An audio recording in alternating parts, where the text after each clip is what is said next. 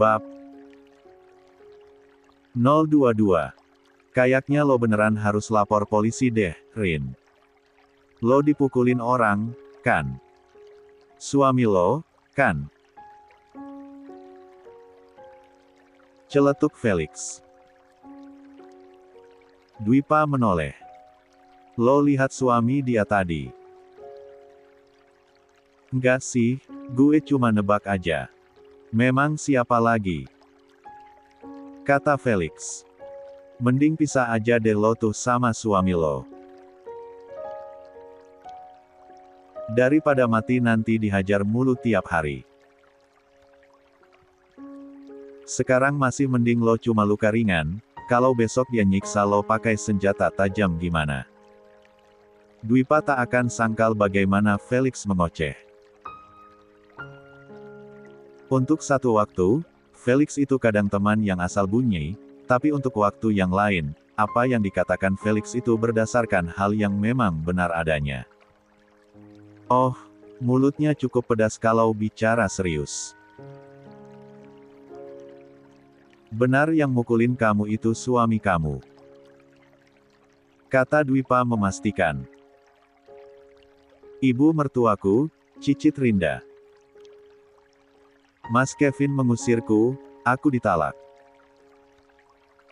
Puji Tuhan. Felix berseru, yang langsung kena geplak kepalanya oleh Nafa. Ibu kontrakan itu terlihat memberikan tatapan peringatan pada Felix. Ya, ini sebuah hal yang berat. Namun Dwipa juga bersyukur dalam hati mendengarnya. Terus sekarang kamu mau kemana? Tanya Dwipa. 83. Aku mau pulang ke Surabaya, ada kerabat jauhku di sana. Aku nggak mau di sini lagi, aku. Dengan keadaan kayak gini. Kamu nggak mau nuntut suami kamu. Sahut Dwipa. Rinda kembali menggeleng lemah. Aku nggak punya keberanian, Dwipa. Aku mau pergi aja, aku nggak mau berurusan dengan kalian-kalian yang punya nama.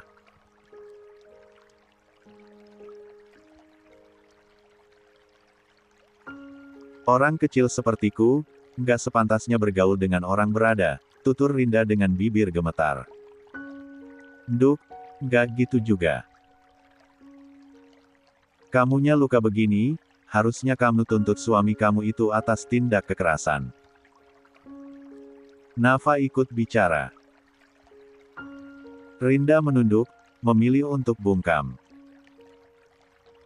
Dwipa menyendu, dia paham yang ditakutkan Rinda.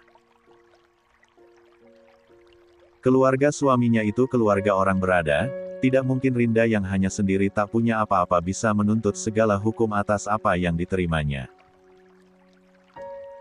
Wanna tell me something? Kata Dwipa dengan lembutnya, paham gelagat Rinda yang sebenarnya menyimpan banyak luka. Aku cuma mau pergi, lirih Rinda bersuara. Dwipa mengangguk lemah. Aku bakal antar kalau kamu mau pergi, tapi buat sekarang biar kamu sembuh. Dulu. Biar Nak Rinda nginep sama ibu dulu, jangan bawa Nak Rinda ke kontrakan kalian. Nafa menyahuti dengan serius. Dwipa mengangguk paham. Ya, dirinya juga tidak mungkin untuk membawa Rinda ke kontrakan. Tapi, Felix mengernyit samar. Kok suami lo bisa dapat perlakuan begini dari keluarga suami lo tuh kenapa sih? Karena aku tahu kelakuan suamiku, dia manusia jahat, jawab Rinda. Tapi sudah cukup buat sekarang. Biar aku pergi, aku nggak mau lagi berurusan sama dia.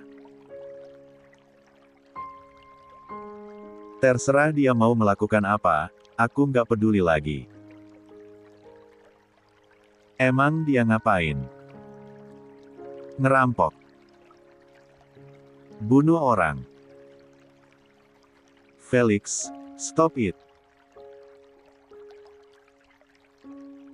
Felix menggembungkan pipi, hentikan pertanyaannya yang beruntun. Ya, mohon maaf untuk sifat keponya, melihat bagaimana Rinda yang demikian membuatnya greget juga.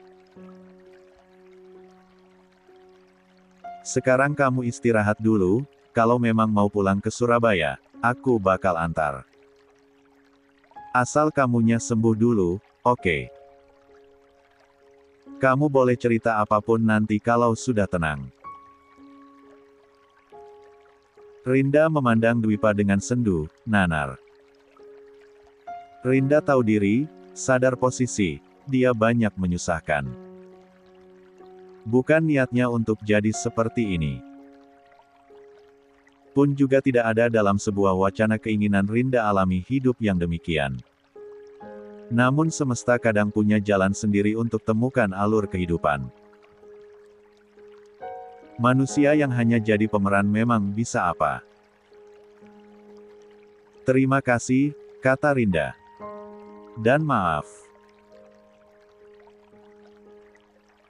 Satu titik air matanya jatuh, tepat saat dirinya meminta maaf pada Dwipa.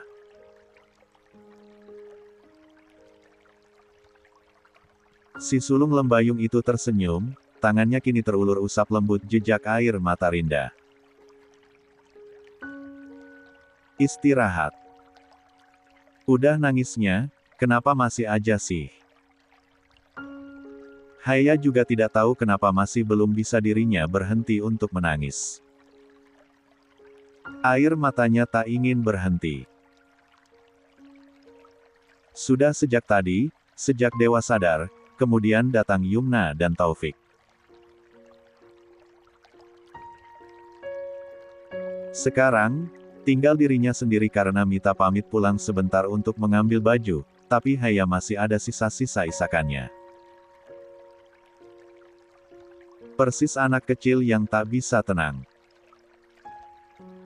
Padahal kondisi Dewa juga sudah lebih baik.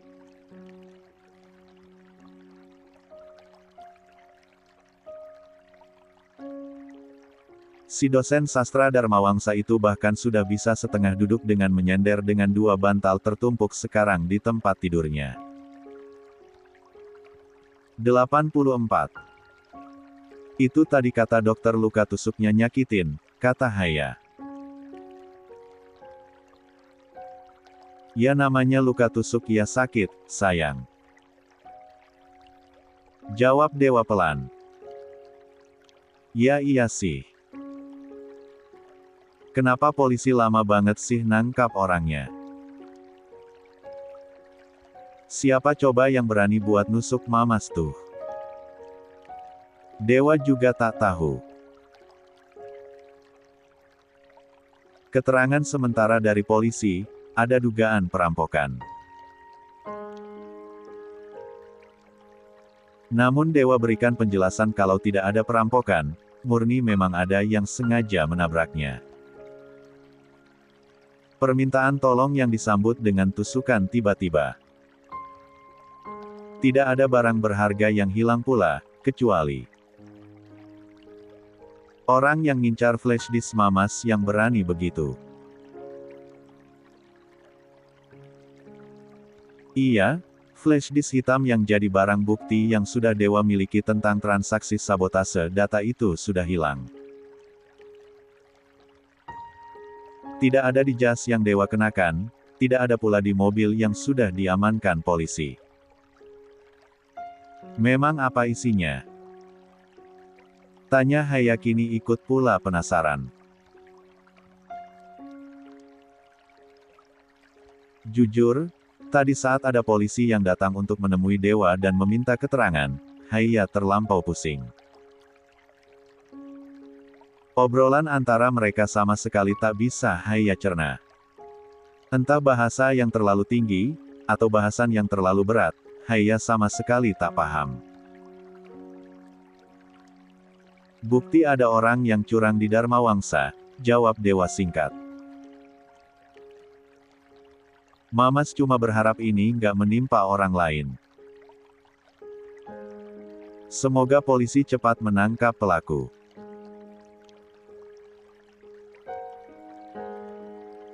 Haya menunduk, mengangguk pelan. Dirinya tahu batasan.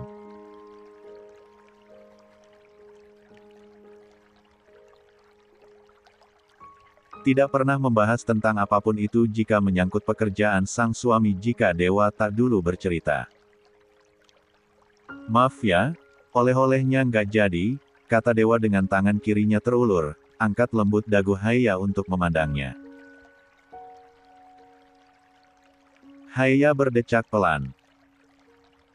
Haya bukan anak kecil yang nangis perkara nggak jadi dapat oleh-oleh. Haya khawatir sama Mamas. Lihat, mukanya penuh luka gitu, kayak zombie. Masih ganteng tapi, kan? Nggak masalah. Ih. Haya serius. Dewa tersenyum. Mamas nggak apa-apa, sayang. Beruntung untuk ruang rawat yang dewa tempati, tidak ada pasien lain.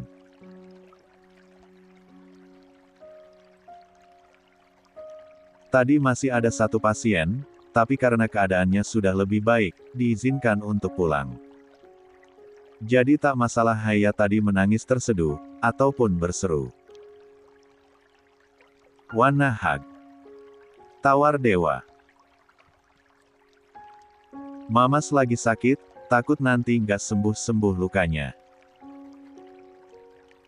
Biar kamunya tenang. Susah, nggak mau. Dewa bergeser, tepuk pelan tempat di sampingnya, beri kode Haya untuk naik ke tempat tidur. Haya mengerja pelan, mengernyit samar tak paham. Sini, kata dewa. Nggak muat. Haya kecil begitu, muat. Haya memberengut, tapi dewa justru tersenyum. Kembali tepuk pelan tempat di sampingnya, tarik pelan tangan Haya untuk naik ke tempat tidur. Ragu awalnya mengingat tempat tidurnya memang tak seluas yang di rumah. Ya iyalah. Namun entah karena ini termasuk tempat tidur yang lebih luas dibanding yang di ruang IGD atau karena Haya yang kecil, yang jelas muat-muat saja Haya untuk naik di sana. 85. Masih sakit? Tanya Haya. Dewa mengangguk. Sakit, jawab dewa. Dia tidak bohong, memang sakit. Untuk sebuah luka, dewa nobatkan ini adalah luka yang paling sakit yang pernah ia rasakan.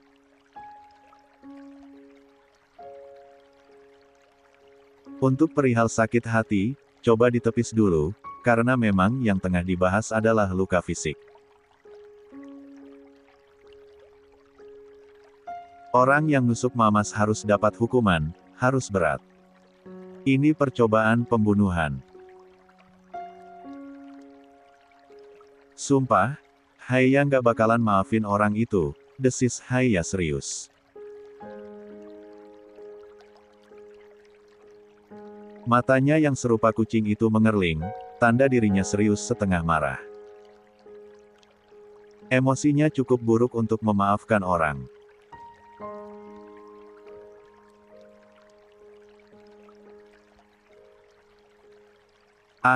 Dewa cukup beruntung hanya butuh waktu beberapa bulan untuk bisa dapatkan hati Haya.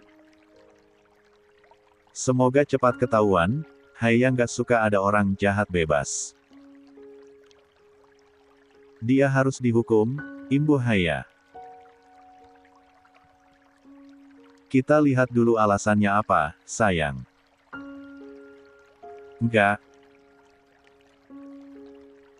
Nggak ada alasan yang bisa buat dia bebas dari tuntutan.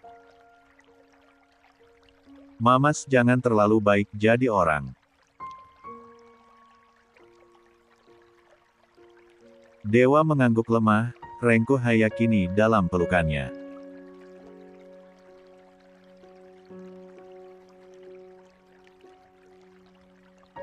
Memajamkan matanya sejenak tahan sedikit nyeri di tubuhnya. Haya menarik napas panjang, perlahan balik peluk suami dengan hati-hati. Dewa benar. Haya baru tenang sekarang. Ada satu pertanyaan yang kini muncul tiba-tiba. Andai Dewa benar-benar hilang dalam hidup Haya, siapa yang Haya jadikan sandaran? Haya sadar sepenuhnya jika dirinya begitu bergantung pada Dewa sekarang. Hidupnya, rumah amannya. Dan atas pertanyaan itu, Haya memilih memejamkan mata. Tidak ingin mencari tahu. Capek? Tanya Dewa setengah berbisik. Harusnya Haya yang tanya begitu, kata Haya tanpa repot membuka matanya. Dewa tersenyum, kian Rengku Haya, cium lembut puncak kepala sang istri. Maaf kalau Mamas capek ya selama nikah sama Haya, lirih Haya bersuara. Capek banget sih, jujur. Haya membuka mata, mengangkat wajah. Netranya sedikit menyendu memandang Dewa, dan itu undang tawa pelan dari sang suami. Dewa curi kecupan di bibir Haya, sebelum kini usap lembut kepala Haya. Wajar, sayang. Namanya hubungan ada pasang surutnya, ada capeknya, ada semangatnya. Ada bahagianya, ada sedihnya. Tergantung kita nyikapinnya gimana.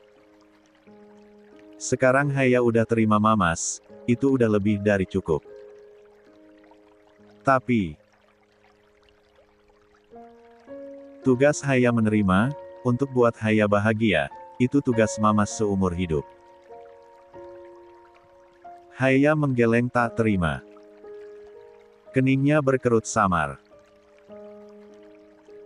Bahagia itu bukan sebuah tugas individu. Jadi Haya mau bantu Mamas sekarang. Tentu. Dewa kembali tersenyum, cium puncak kepala Haya. Sakitnya serasa sudah tak lagi ia asuh. Hilang semua kekhawatirannya, bebannya pun juga hilang separuh.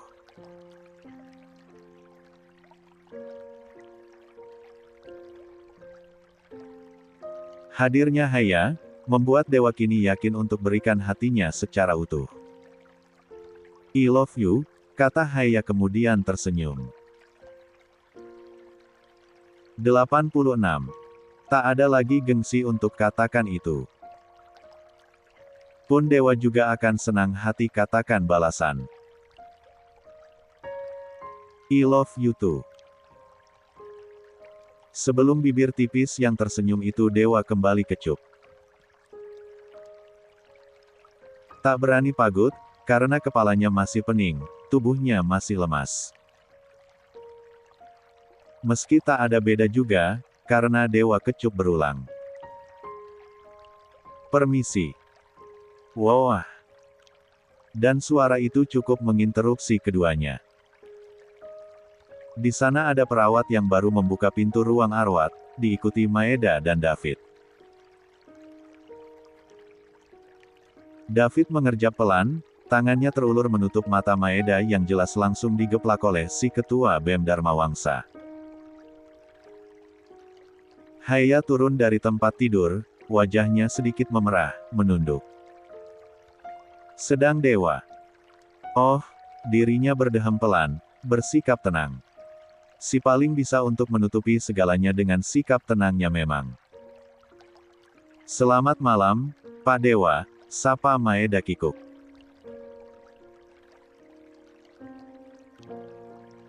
Iya, dirinya juga tak dapat kalimat yang tepat sebagai pembuka setelah perawat tadi menyampaikan jika ada yang ingin bertemu dengan dewa, sekaligus mengecek dewa untuk malam ini. Maaf ganggu ya, Pak, kata David mengimbuhi.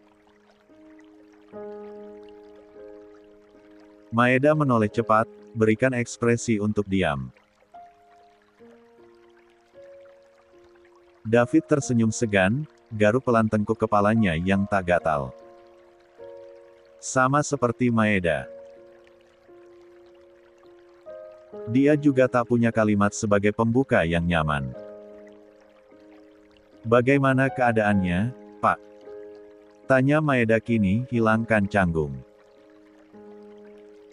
Maaf ini malam-malam kami berkunjung.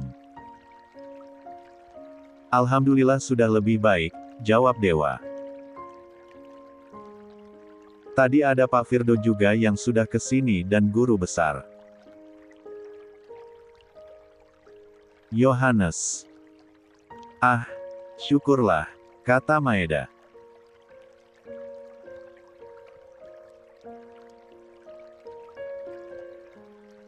Orang yang sudah buat Pak Dewa begini sudah ketahuan siapa, Pak? Belum. Masih dalam penyelidikan. Ini jelas ada kaitannya sama orang yang tadi di CCTV, Pak. Dewa menarik napas panjang, ingin menyangkal dan buat semua tenang untuk bisa menunggu hasil dari penyelidikan polisi, tapi Dewa tak mungkin lakukan itu. Terlebih Maeda juga sudah tahu seluk-beluk tentang CCTV.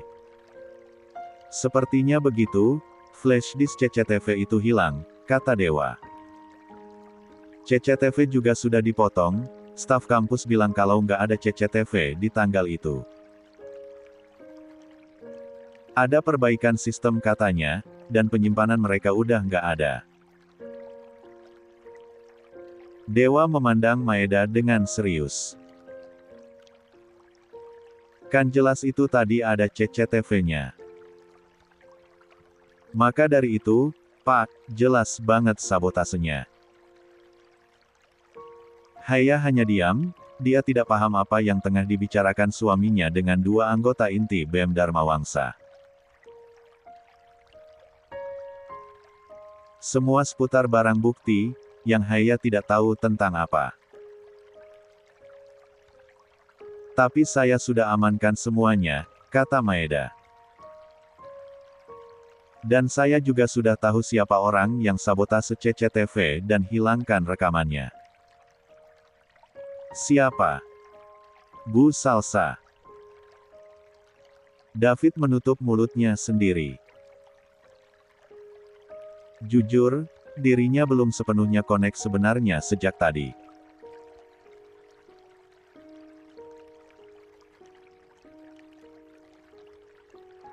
Yang dia lakukan hanya menyimak, sama seperti Haya. Namun setelah satu nama itu disebut, David baru paham.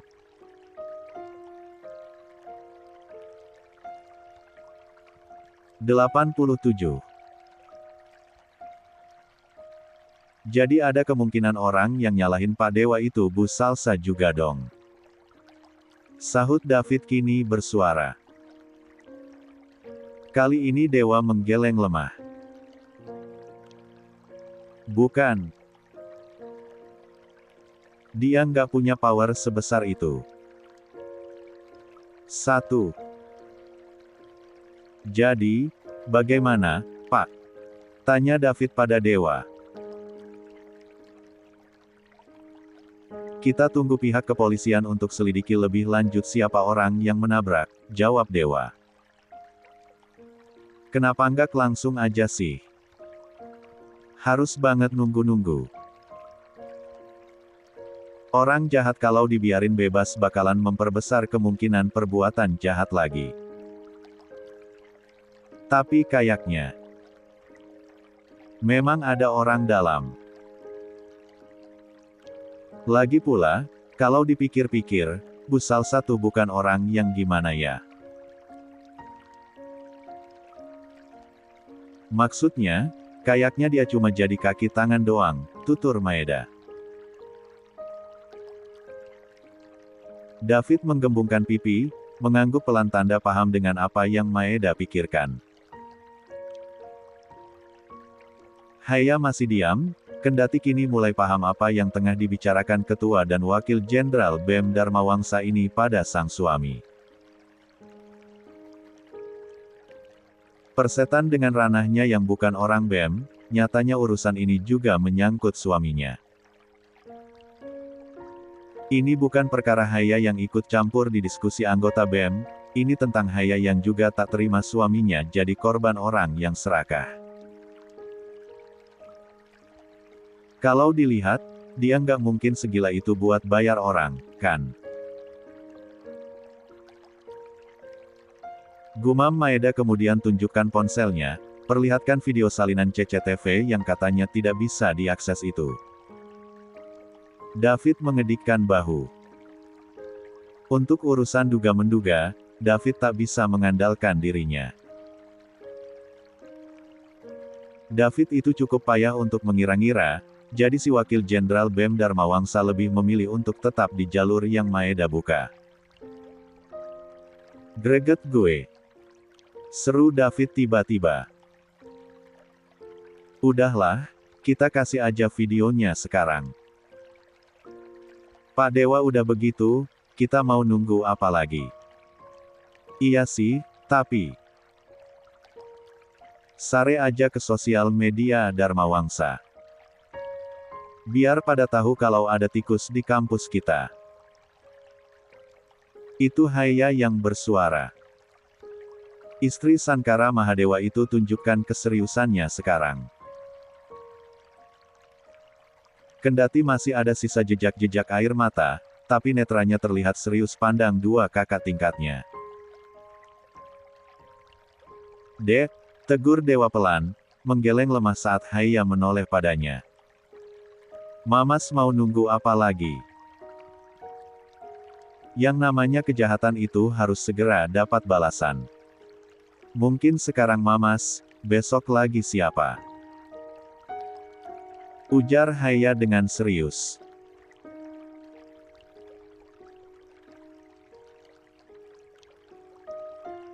Ada orang yang gila bisa halalkan semua cara buat dapatkan apa yang dia mau.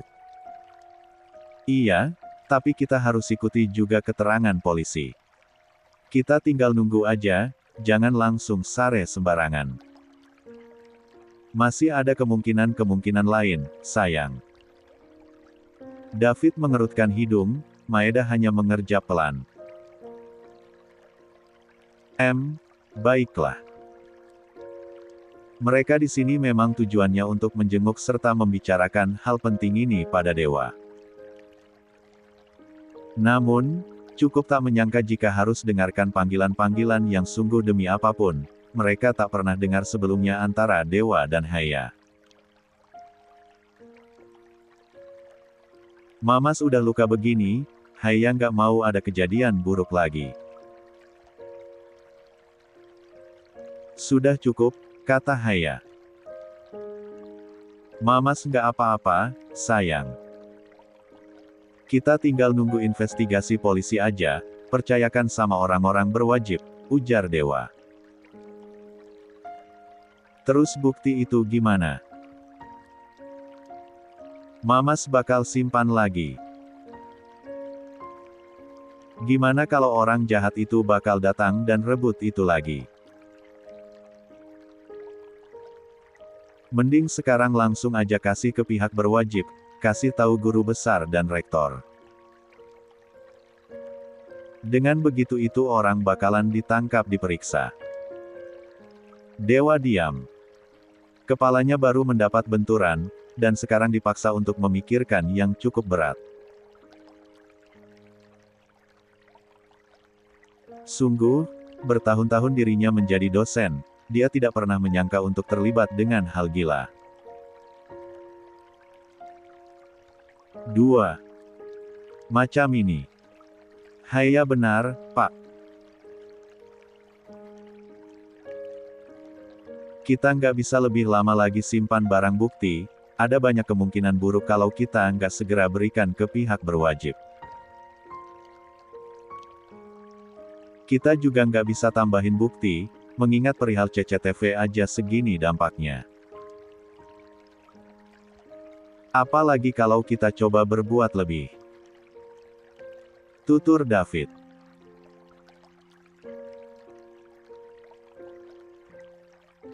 Dewa menarik napas panjang, mengangguk lemah. Ya, dia tidak akan bisa untuk menahan lebih lama lagi. Hilangnya flash disk sudah jadi sebuah petunjuk besar apa dan siapa yang sebenarnya mengincar. Ini bukan hanya perkara salsa. Maeda sudah punya backup filenya, kan? Ujar Dewa Tenang yang langsung mendapat anggukan dari Maeda. Dewa kini bergerak untuk duduk tegak, yang langsung dibantu oleh Haya.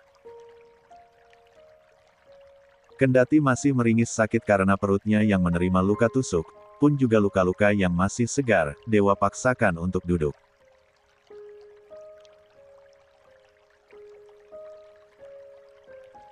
Dek, Mamas minta tolong ambilkan HP, sayang, ujar Dewa pelan pada Haya yang langsung membuat istrinya itu sigap. Mengambil ponsel Dewa yang ada di tas, dekat nakas. Barang-barang berharga Dewa yang tadi memang sudah diamankan, ngomong-ngomong. Ada banyak notifikasi terlihat, tapi Dewa abaikan. Terima kasih, sayangnya Mamas. Haya hanya berdeham pelan. Entah sengaja, entah memang niat menggoda, Haya tidak tahu. Yang jelas kalimat-kalimat Dewa sama sekali tak menutupi jika dirinya adalah suami dari Lembayung Himalaya. Si dosen itu melirik David, yang kini mengerutkan hidungnya, menggaruk pelan pipi kanannya. Memang dasar pendendam.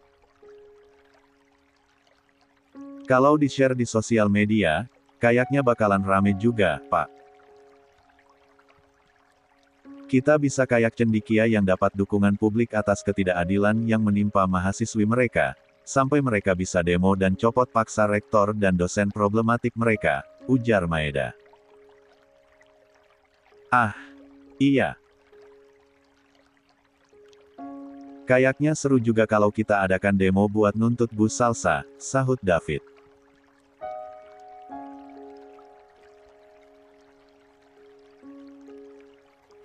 Kita nggak seperti cendekia yang punya sosial media besar dan organisasi yang rapi, kalau kita asal sare sesuatu yang memiliki konflik, bukan nggak mungkin kita bakal dapat getahnya.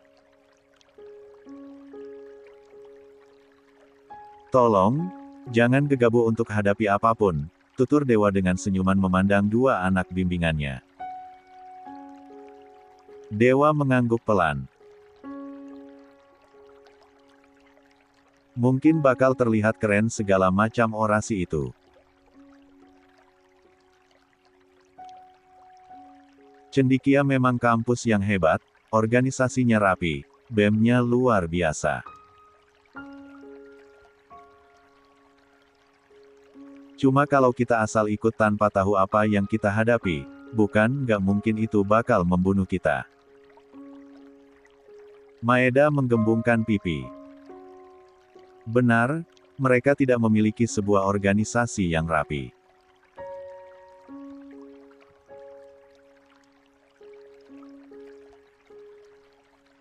Mendapat kepuasan dari acara yang diselenggarakan saja masih baru kali ini saat Dewa menjadi pembina. Untuk demo, lupakan saja. Maeda masih belum punya nyali untuk bisa memimpin orasi. Saya akan hubungi Rektor Dharmawangsa, kata Dewa pada akhirnya. Maeda, bisa jadi wakil saya besok untuk bertemu beliau. Yang disebut namanya sedikit berjengit. Saya. Dewa mengangguk lemah.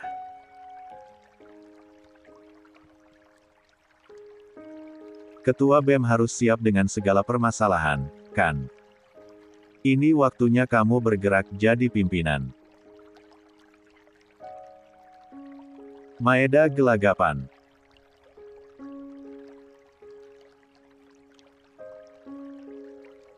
Oh, yang baru merasa aman karena ada pembina yang bisa diandalkan kini merasa sedikit takut karena kartunya sebagai ketua BEM dipaksa untuk digunakan sekarang. Yang biasanya hanya berkata iya-iya saja saat dewa bicara, sekarang harus bicara sendiri. Maeda menelan salivanya dengan tercekat. 3. Kamu nggak mau kalah sama ketua BEM cendikia, kan? Dia bisa gerakan massa, dia juga bisa kontrol organisasi dengan baik. Saya yakin Maeda juga pasti bisa. Sangat yakin. Maeda hanya bisa tersenyum canggung dan mengangguk pelan pada akhirnya. Ya, dirinya juga tidak punya pilihan lain selain untuk keluar dari cangkangnya. Tidak akan bisa dirinya membawa BEM Dharma Wangsa maju jika hanya mengandalkan dewa sebagai pembina. Dan ya, setelahnya, percakapan berat tentang BEM masih berlanjut. Sampai beberapa lama kemudian, dua mahasiswa Dharma Wangsa itu pamit untuk pamit. Mereka harus mempersiapkan diri untuk menghadapi hari-hari berat besok.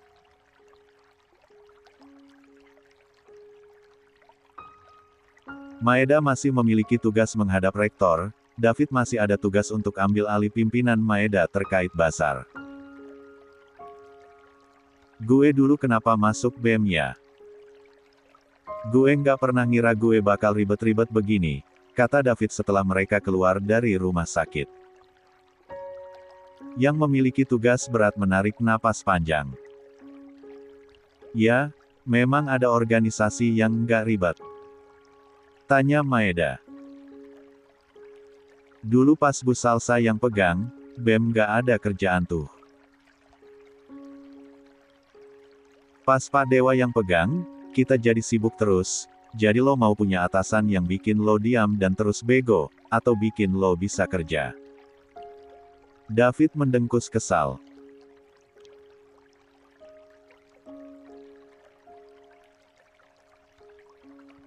Ya, leadership yang ditunjukkan dewa, cukup membuatnya kini tergugah jiwa-jiwa kepemimpinannya.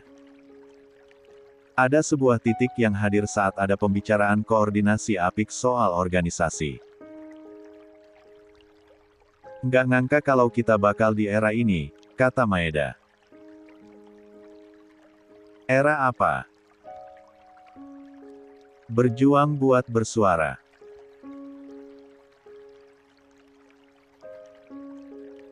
Gue pikir ini cuma ada di cerita reformasi L998, ternyata masih ada ya usaha-usaha buat membungkam kebenaran. David mengangguk lemah. Well, Pak Dewa juga udah ngalamin secara nyata. Ini bukan cerita dongeng, memang nyatanya masih banyak istilah lo punya duit, lo punya kuasa yang berkeliaran. Lo yakin kita bisa kayak cendikia yang bisa buktikan mereka yang salah? Yakin. Maeda tertawa pelan, lempar kunci mobilnya pada David yang ditangkap sempurna oleh sang wakil jenderal.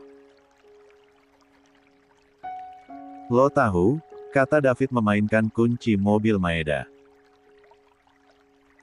Apaan? David menggeleng pelan. Andaikan suami Haya bukan Pak Dewa, sumpah, gue bakal culik tuh anak. Gue bawa kabur, dan gue nikahin dia. Ngawur. Dia cantik banget, anjir. Imut banget. Seru David tertahan. Sayang suaminya senggol bacok.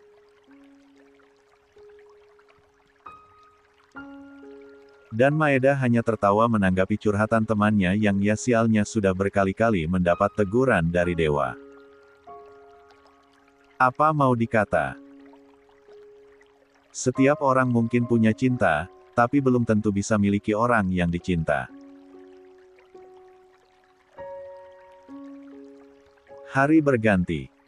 Kondisi dewa sudah mulai membaik, meski tubuhnya serasa masih remuk. Beberapa laporan sudah dewa sampaikan pada pimpinan kampus.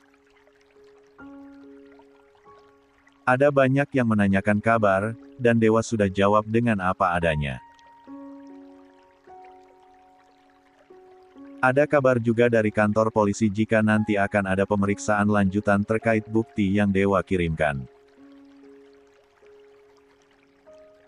4. Haya nggak ke kampus hari ini, sayang. Tanya Mita pada menantunya yang tengah menyuapi dewa sarapan. Enggak, Buna. Haya mau ambil libur dulu. Dosen Haya juga nggak masuk hari ini.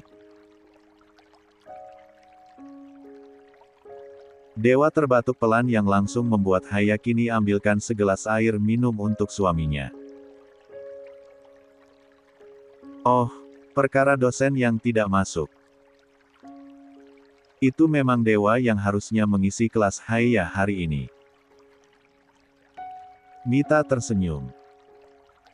Dosennya emang ada keperluan apa? Tepar dia, jawab Haya.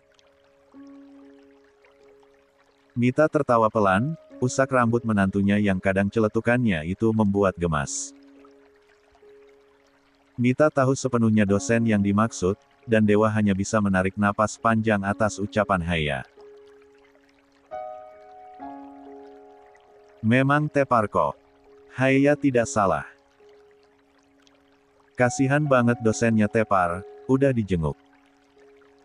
Ujar Mita yang masih meladeni obrolan seputar dosen. Haya. Buna, tegur dewa pelan setengah memohon untuk tidak lagi melanjutkan. Udah dijenguk kok, Buna. Ini lagi manja banget, makan aja harus disuapin, jawab Haya pada Mita.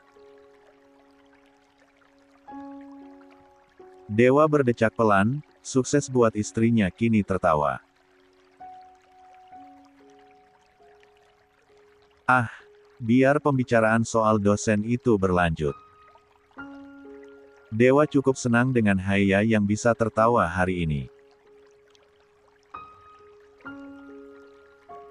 Melihat Haya yang kemarin menangis sesenggukan tak henti, rasanya sedikit nyeri di hati. Buna nggak kesanggar? Tanya Dewa pada sang ibunda.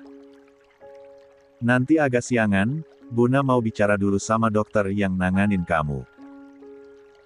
Sama Buna juga mau tahu siapa orang yang udah buat kamu kayak gini. Buna pengen tahu keterangan dari polisi, jawab Mita dengan serius.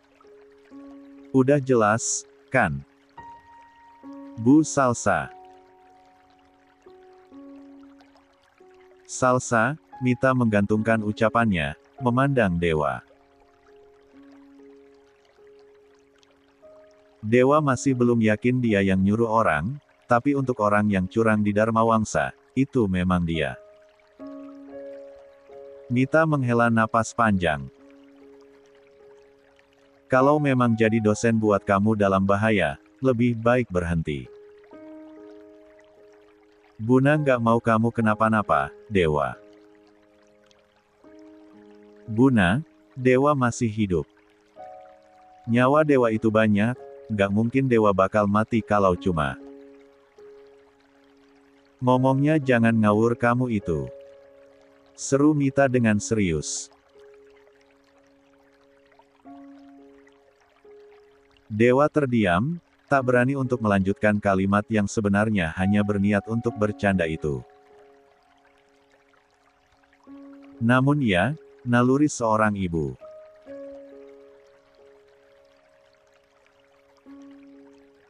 Sepertinya tak ada yang ingin mendengar perihal nyawa anaknya jadi sebuah bercandaan. Buna mau ketemu sama dokter Hafiz dulu. Haya tolong temani Dewa sebentar ya, sayang. Ujar Mita setelah beberapa saat ruangan itu hanya hening yang tercipta.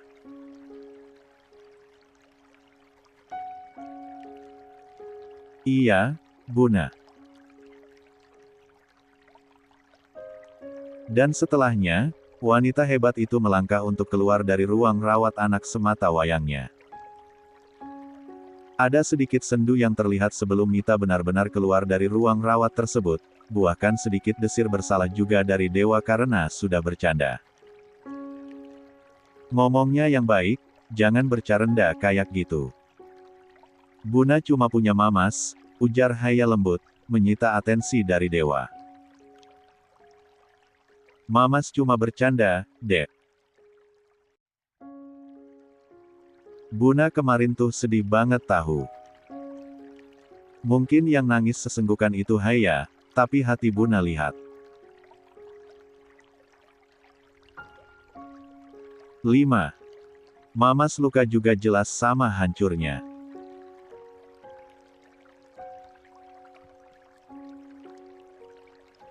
Haya letakkan wadah makanan yang sudah habis itu ke nakas dekat tempat tidur, pandang lekat sang suami yang wajahnya masih terdapat luka. Satu senyuman terulas di bibir tipis si bungsu lembayung. Sepi banget pasti ya. Ujar Haya pada Dewa. Mamas nggak punya saudara, Buna juga cuma sendiri kalau Mamas ke kampus. Sekarang ada Haya, Buna nggak kesepian lagi kok. Buna bukan orang melau yang nuntut ini dan itu, tutur Dewa meraih kembali air minum yang tadi ia letakkan. Tapi Buna pasti kesepian nggak sih? Buna takut nuntut Mamas karena juga nggak mau membebani Mamas. Beda sama Momi yang tipe-tipe orang suka menuntut belak-belakan. Dewa mengangguk pelan, sebelum kini minum air dari gelasnya. Kita kasih cucu buat Buna yuk. Dan Dewa tersedak dari minumnya. 6. Untuk urusan pemeran, Semesta sudah siapkan masing-masing peran dengan apik. Tidak peduli sesepele apa peranmu di kehidupan orang lain, yang jelas. Di hidupmu sendiri, kamu adalah pemeran utama. Kalimat itu sebenarnya sesuatu yang sederhana untuk dipahami. Tidak peduli dengan apa yang sedang dilakoni, tidak peduli dengan apa yang sedang terjadi, tiap-tiap manusia adalah pemeran utama dalam kehidupan mereka masing-masing. Hai. Rinda, yang dari tadi duduk di teras rumah Nafasi pemilik kontrakan itu menoleh. Dapati Dwipa yang mendekat, menenteng kantung plastik yang entah isinya apa. Bu Nafa di mana? Tanya Dwipa dengan santainya. Ada di dalam, tadi masih ambil sesuatu. Katanya mau ke pasar. Rinda menjawab dengan pelan. Kamu mau ikut? Dwipa mengernyit samar. Rinda mengangguk ragu, dan itu membuat Dwipa kini menarik kursi di dekat Rinda.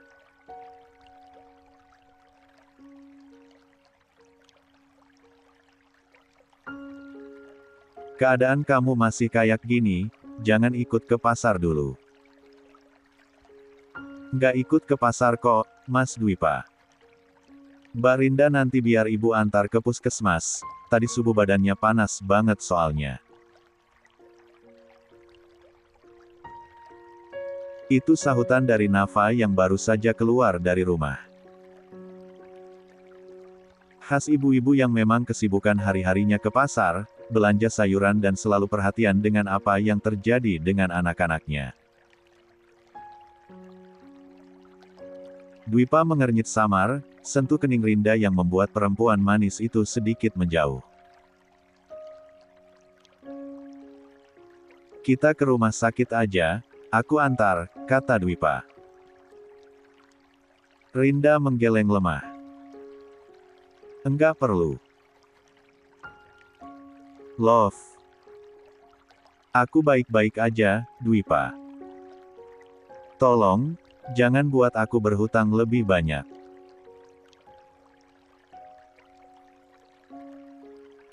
Dwipa tertegun. Oh, kebaikannya dianggap hutang. Namun tidak bisa protes pula jika itu anggapan yang tertanam dari orang yang notabene-nya memang bukan siapa-siapa lagi. Sudah sarapan? Aku beliin bubur buat kamu, kata Dwipa. Nggak perlu, Dwipa. Aku. Dwipa menoleh pada Nafa. Kita sarapan dulu ya, Bu. Ini saya beliin juga buat Ibu. Nafa tersenyum samar, menerima satu bungkus bubur ayam yang disodorkan Dwipa. Ada tatapan penuh arti yang bisa Nafa lihat dari Dwipa. Namun apa mau dikata?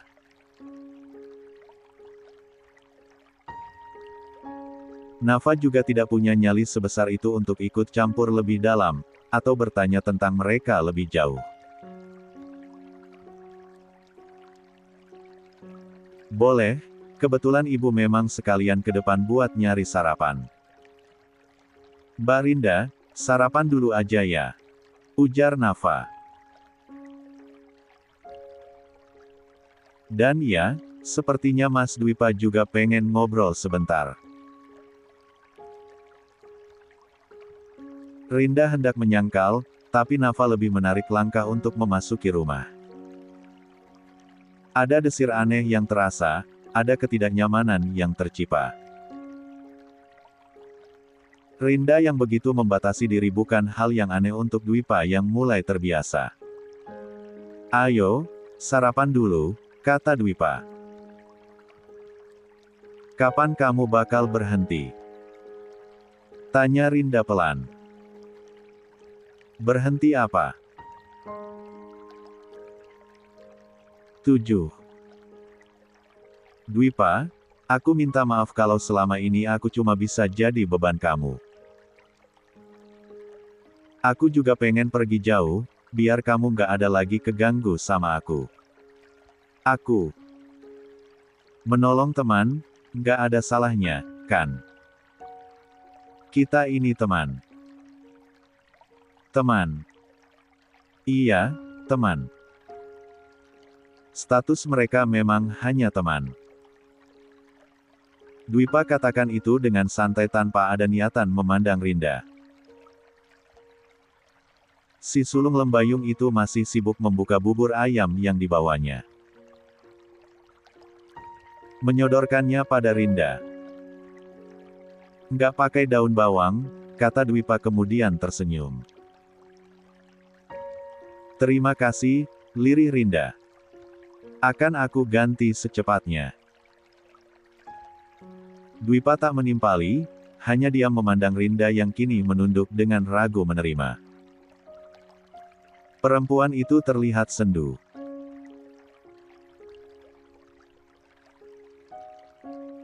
Dwipa selalu dapati Rinda selalu sendu pasca Rinda menikah, tak pernah pula melihat bagaimana perempuan itu tersenyum sumringah. Oh, luka yang terlihat di wajah Rinda bahkan masih menyumbang nyeri di dada Dwipa. Mau aku suapi? Tawar Dwipa yang membuat Rinda menggeleng. Tak menawari lebih, Dwipa hanya biarkan Rinda makan dengan tangan kiri. Sumpah demi apapun, Rinda. Kalau kamu bilang untuk tuntut suami kamu, aku lakukan sekarang, tutur Dwipa pelan. Kamu nggak tahu siapa dia. Yang aku tahu, dia laki-laki bodoh, kejam, nggak manusiawi.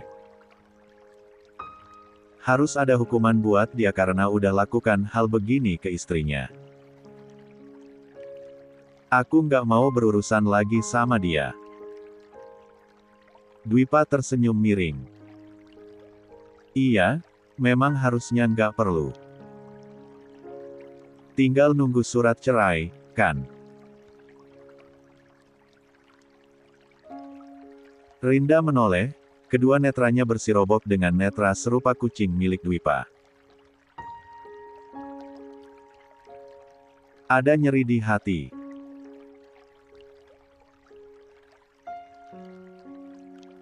Rinda mungkin tidak bisa melakukan apa-apa, tapi dirinya juga ingin memiliki sebuah pernikahan yang utuh tanpa harus merasakan perpisahan. Kamu orang baik, Rinda.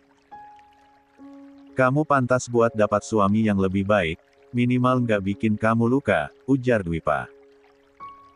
Rinda tak menjawab.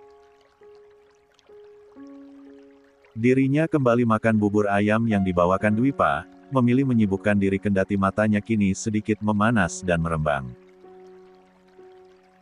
Dan Dwipa juga tidak lagi bersuara, hanya diam. Paham kiranya si sulung lembayung itu dengan apa yang dirasakan Rinda kali ini. Sedih, malu, tidak ingin dipandang lemah, tapi keadaan yang memaksa. Demi Allah aku nggak rela lihat kamu jadi begini, gumam Dwipa pelan. Apa sebenarnya yang dilakukan bajingan itu? Dia cuma orang yang temperamen, hanya itu. Dia bukan pembunuh berantai, kan? Rinda menghentikan aktivitasnya. Cukup lama si perempuan manis itu terdiam, sebelum kini menoleh pada Dwipa. Dia hampir membunuh orang.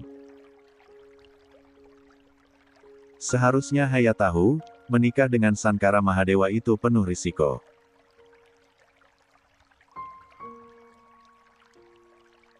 Risiko hampir terkena serangan jantung karena mantra yang selalu diucap hingga membuat merinding sebadan badan, dan juga risiko bertemu dengan orang-orang penting.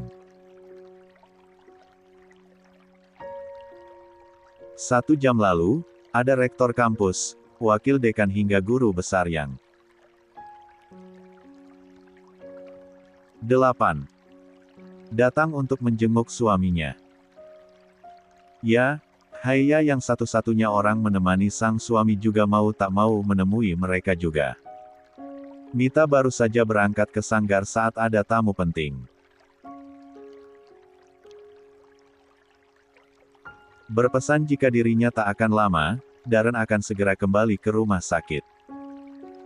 Dek, sayang. Haya sedikit tersentak saat mendengar panggilan itu saat Haya sedang pastikan Firdo keluar dari ruangan rawat sang suami. Akhirnya selesai juga acara jenguk-menjenguk itu. Kenapa kok diam? Tanya Dewa. Haya menarik napas panjang, menggeleng lemah kemudian mendekat pada sang suami. Apa ada orang penting lagi yang datang? Kata Haya bertanya. Dewa menggeleng lemah. Orang pentingnya Mamas udah di sini. Mamas ih. Beneran ini. Mungkin pihak kepolisian nanti setelah dari kampus. Ada apa? Haya menarik napas panjang. Pandang suaminya yang terlihat payah itu dengan tatapan yang sedikit tak percaya.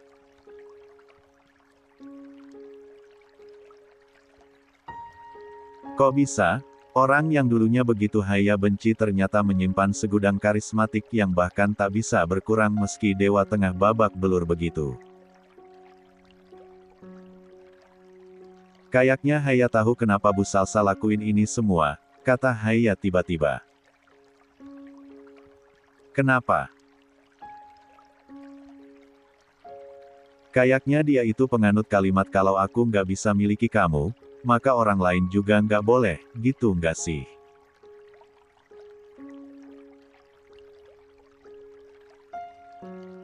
Dewa mengerjap, sekali, dua kali, hingga akhirnya tertawa pelan meski sesekali rasakan nyeri pula di perutnya.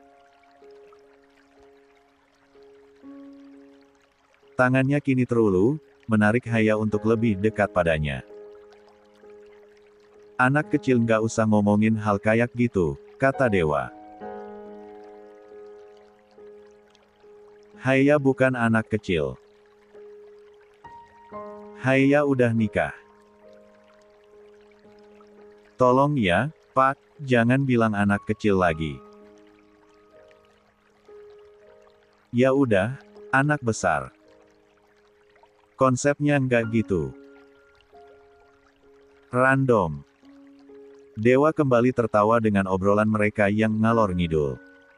Jujur, Dewa tidak menyangka bisa di tahap ini. Bocah keras kepala yang kemarin masih begitu gigih memanggilnya Om itu benar-benar sudah bisa bicarakan masalah cinta padanya. Seriusan. Haya pikir dia kayaknya agak gila deh, kata Haya. Dewa menarik napas panjang. Ya, singkat saja, dia sudah ceritakan perihal Salsa yang mengirim kado dan juga notes di meja kerjanya setiap hari.